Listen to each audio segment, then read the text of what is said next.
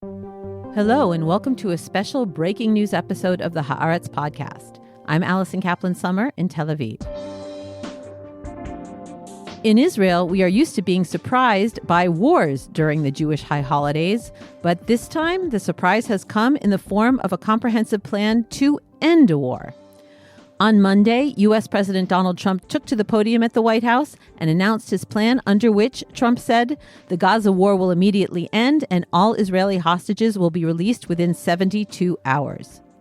Israeli Prime Minister Benjamin Netanyahu, who had been whisked to the White House for this occasion, stood beside Trump, and Trump thanked Netanyahu for accepting the deal at the meeting that took place at the White House preceding the press conference. According to the plan released by the White House, Gaza will become a, quote, de-radicalized terror-free zone that does not pose a threat to its neighbors. The plan added that it will, quote, be redeveloped for the benefit of the people of Gaza who have suffered more than enough. Along with Netanyahu, several Arab and Muslim countries, along with European powers, have also praised and expressed support for the proposal. The big question, of course, is whether Hamas will sign on. And another big question, the devil always being in the details, is whether the sides can agree on precisely how this plan will move forward. Here to talk about all of the open questions to be answered following this diplomatic bombshell is Haaretz columnist Amir Tibon. Our conversation is coming up.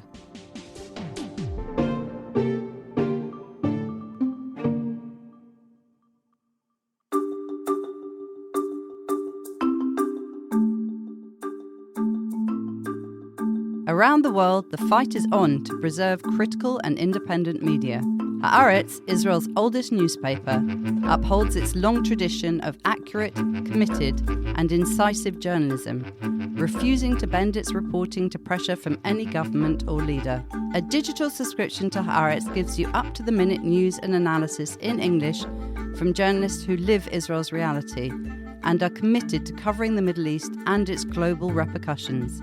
At the same time, your subscription supports the cause of a free press that holds the powerful to account in Israel and around the world. I invite you to become a subscriber to Haaretz now.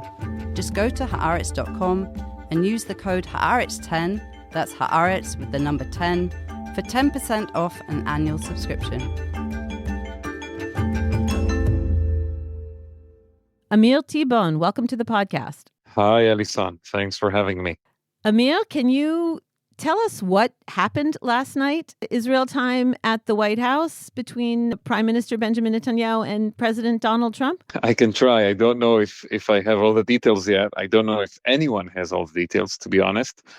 But we saw President Trump unveil a new plan for ending the war in Gaza, releasing all the Israeli hostages, and very gradually, very slowly, withdrawing the Israeli military from the Gaza Strip. We don't know exactly what is the timeline of this plan. We have no idea if it.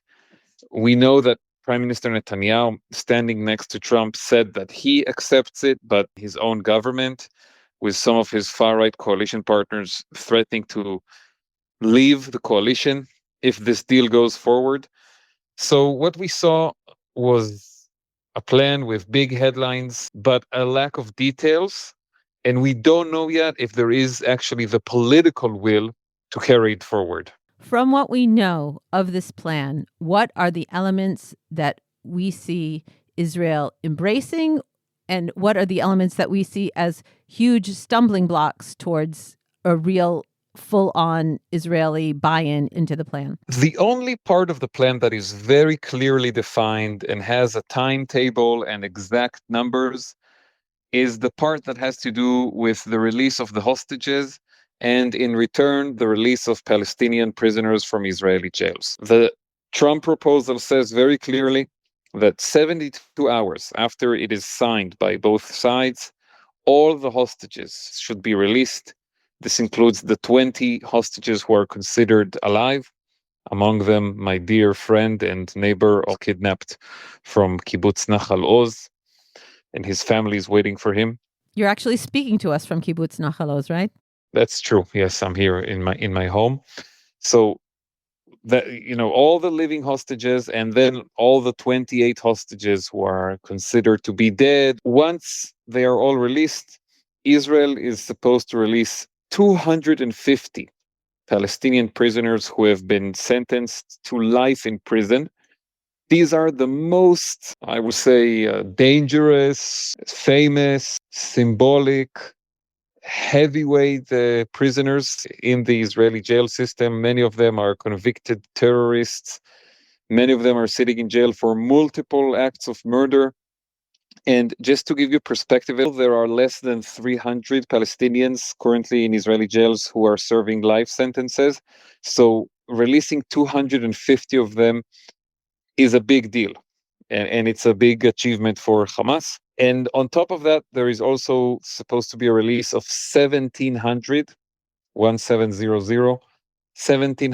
other Palestinian prisoners who have been arrested since October 7. And of course, among them, there will inevitably be people who participated. But there are other elements of the plan which are described in ambiguity and no detail to back them up. For example, the pace and the timeline and the magnitude of the Israeli withdrawal from the Gaza Strip. When will it happen? At what point will Israel have no troops anymore in Gaza? We don't have any answers to that. There is a description of an international military force led by Arab and Muslim countries that will take over parts of Gaza. We have no idea which countries are part of that force, how many soldiers will take part in it, what will be their mandate, could they use live ammunition? All of these are open questions. And then there is the question of the Palestinian Authority's involvement in Gaza, because the authority will not have any role in governing Gaza after the war. And so there is somewhat of a contradiction here that, again, needs to be ironed out. So a lot of missing details. And that's why we are still far from being able to say that the war is over and the hostages are coming back.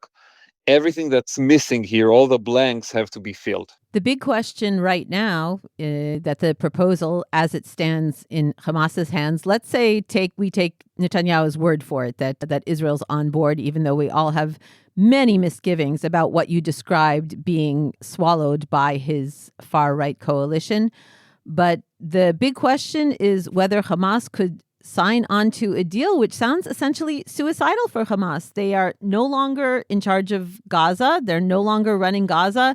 Even if there is a Palestinian Authority umbrella under which Hamas could play some part, that's really not in the headlines of this deal. The headlines is some sort of Palestinian technocrats that are supposedly not affiliated with the Palestinian Authority or, presumably Hamas as well, which I think is probably a nod to what Israel wants, what the Netanyahu government wants, which is little involvement of the Palestinian Authority or Hamas. Yeah, I think the technocratic Palestinian government is actually something Hamas can live with.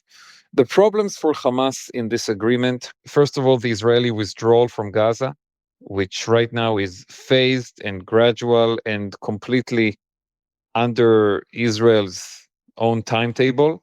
That's probably something they will ask to amend, clear timetable for it. And then there is the question of demilitarization, disarmament in Gaza. And of course, Hamas can agree to demilitarization. The question is who actually verifies and takes control of this process. If it's in the hands of Israel, I don't think Hamas will be able to say yes.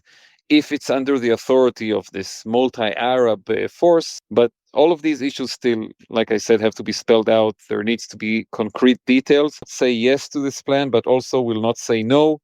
They will say yes, but, and they will offer some reservations and amendments, and we could enter a negotiating process based on this Trump plan. That's the most optimistic scenario I can imagine. The worst case scenario, of course, is Hamas just completely rejecting it or continuing the hostages facing the threat of death in the tunnels. I hope we don't get there. I hope this can become a basis for negotiations and eventually for an agreement. What does it say about Trump and his thought process, the policy of the White House, that he decided to put this proposal on the table and to clearly pressure Netanyahu into accepting it? I think Trump wants the war in Gaza to end. I think he still hopes he can maybe get a Nobel Peace Prize for ending that war and opening an opportunity for wider peace in the Middle East. But I think he still doesn't understand that actually ending the war will require more pressure, and the idea that he will simply impose all of these terms on Hamas, I think, is unrealistic. I would love to be wrong on this, but I don't see it happen so quickly. There will be a negotiation process here. And the question is really, how much will Trump put pressure to eventually have the compromises necessary for a deal? Because right now we don't have a deal, we have a document. If the compromises are there, if Netanyahu pushes for them, if his right-wing coalition partners don't want to go along with it, what's the scenario? How does it play out? Are we looking just towards a dissolution of the government and elections?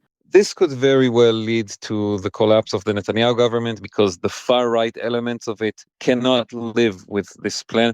Just of the 250 being released is too much for them to swallow.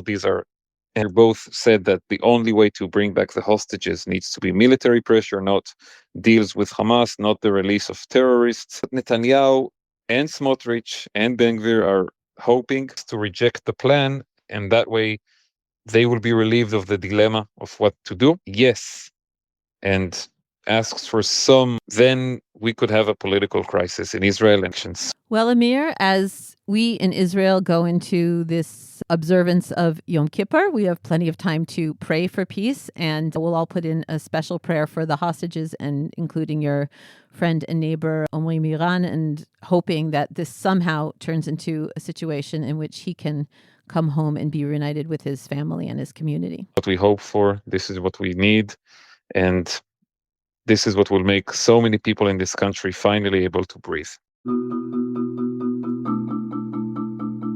Amir, thank you so much for coming on and offering your analysis in a situation which, as we both acknowledge, still has so many question marks. Thanks so much. Goodbye.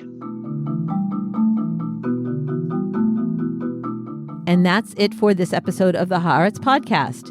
Thanks to my guest, Amir Tibon, to producer Avi Rosenzweig, and editor Nara Malkin. If you'd like to continue to hear the podcast, make sure you never miss an episode. Subscribe to us on Apple, Spotify, or wherever you get your podcasts. And to keep up with all the latest news on Israel, the Middle East, and the Jewish world, don't forget to subscribe and follow Haaretz.com. I'm Allison Kaplan Sommer, and until next time, shalom from Tel Aviv.